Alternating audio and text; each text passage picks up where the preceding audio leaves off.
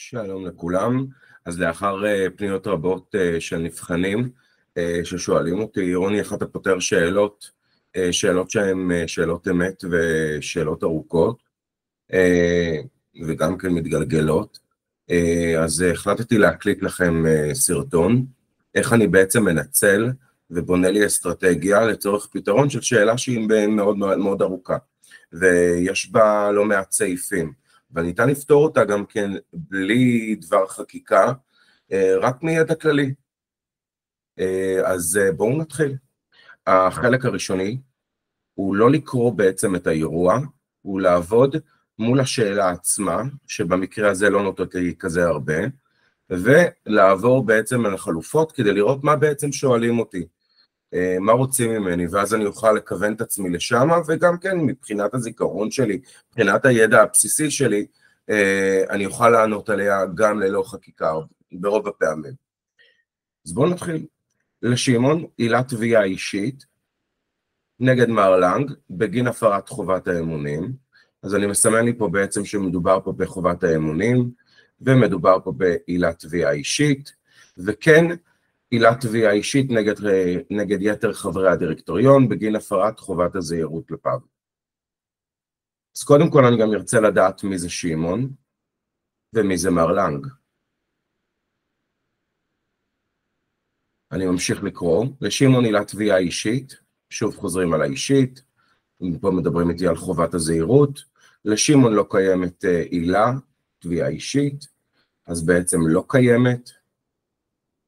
אני רואה שכבר מהחתך הזה אני אוכל לעשות 50-50 לגבי החלופות שלי. האם יש תביעה אישית או שאין תביעה אישית.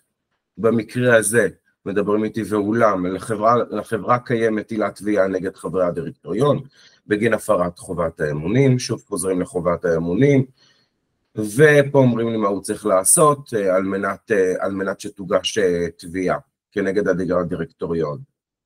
במקרה הזה בחלופה ד' מדברים איתי נגד מי מחברי הדירקטוריון, ואולם לחברה קיימת עילת תביעה נגד חברי הדירקטוריון בגין הפרת חובת הזהירות. אז בעצם מה אני אמור לדעת? מה זה בעצם תביעה אישית? אני ארשום פה תביעה אישית. תביעה אישית. תביעה אישית היא כאשר יצרו קיפוח או עילת תביעה אחרת כנגד בעל מניה ספציפי. לרוב אבל מדובר פה בקיפוח. מה זה בעצם חובת הזהירות?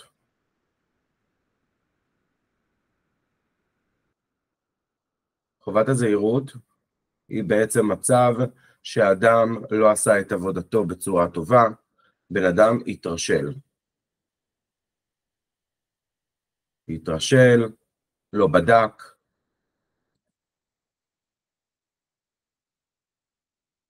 כל החלק הזה, אם יוצא לכם לקרוא, עדיף לכם באמת לקרוא את כלל שיקול הדעת העסקי, יש שם את כל התנאים שמהווים בעצם את המכלול בעולם התאגידי לגבי חובת הזהירות. ומה זה בעצם חובת האמונים?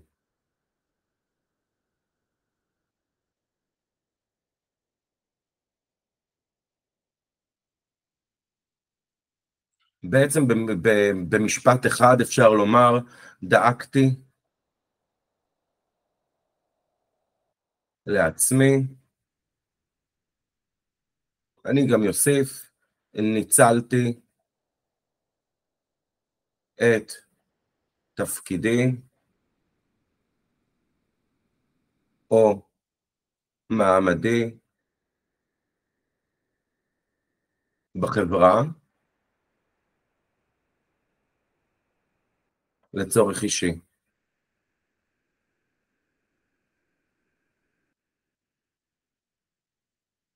זה בעצם בכללי, מה אומרים כל החובות האלה? אחרי שעברתי בעצם על החלופות, אני עובר כרגע לאירוע שלי, כדי לראות במי מדובר ועל מה מדובר.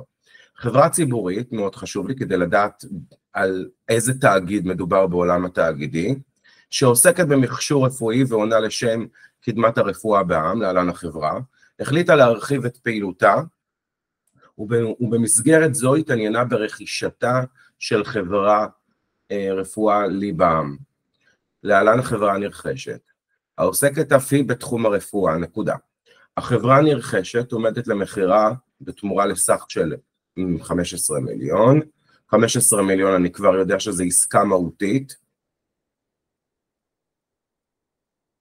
ואם אתם זוכרים, מאשרים אותה עם עסקאות מהותיות, אם יש שם עניין אישי בעצם, אז אנחנו מאשרים אותם לפי סעיף 270 לחוק החברות, ופעילותה התמקדה בפיתוח מתקדם של מוצר רפואי ייחודי, מדבקת גוף שמיועדת לחולי סוכרת ומסייעת לגילוי המחלה. עד לפה הכל בסדר, מה שאני גם כן מבין מהקריאה של המקטע הזה, הוא בעצם שמדובר פה ברכישה, מדובר בסכום שהוא מהותי, והחברה הנרכשת בעצם אין לה כרגע מוצר בחוץ, היא כרגע נמצאת בשלב של פיתוח של מוצר ייחודי. כלומר, עדיין לא קיבלתי את הרישיון בעצם להתחיל ולמכור אותו. עובר לביצוע העסקה, הסתפק הדירקטוריון, משהו שכבר מחשיד אותי, כי דירקטוריון לעולם לא צריך להסתפק. בחוות דעת מפורטת של פרופסור רפאל, מומחה למחלות כרוניות, אשר הוצג לחברי הדירקטוריון על ידי מר לנג, ואז אני גם ידע פה מי זה מר לנג, אחד מחברי הדירקטוריון, אז אני רושם דירקטור,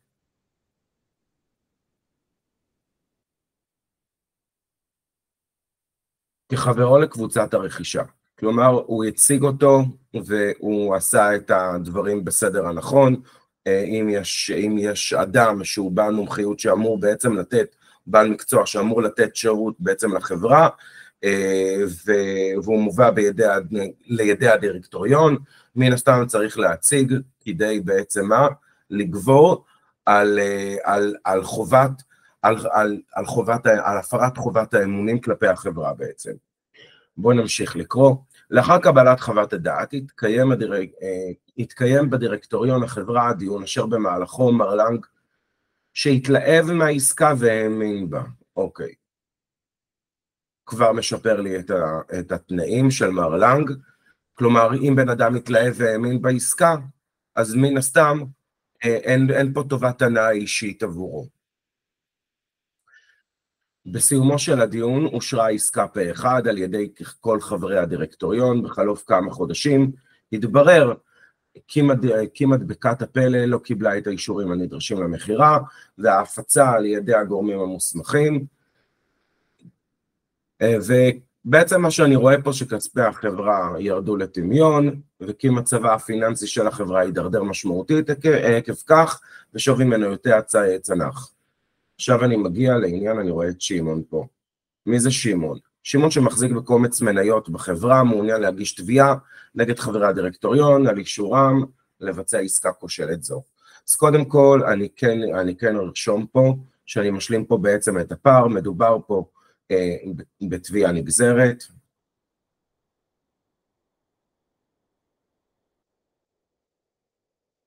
והתביעה הנגזרת ניתנת להגשה על ידי בעל מניה, או דירקטור, ולכן זה בסדר. האם מישהו עשה משהו ספציפית לשמעון כבעל מניה, או משהו לחברה? התשובה היא, נטו לחברה. אנשים פה התרשלו, ולא מילאו את תפקידם כראוי, כי דירקטור לא אמור להסתפק. ובטח שמדובר גם כן בחברה, שהיא חברה שמקדמת בעצם מוצר, שהולכים לרכוש אותה ב-15 מיליון ש"ח, ואין לה כרגע בכלל מוצר, אז אנחנו יודעים שצריכים לקבל בעצם רישיון על המוצר, והוא צריך לעבור כל מיני אישורים של משרד הבריאות, או ה-FDA, אם אנחנו נמצאים בחול.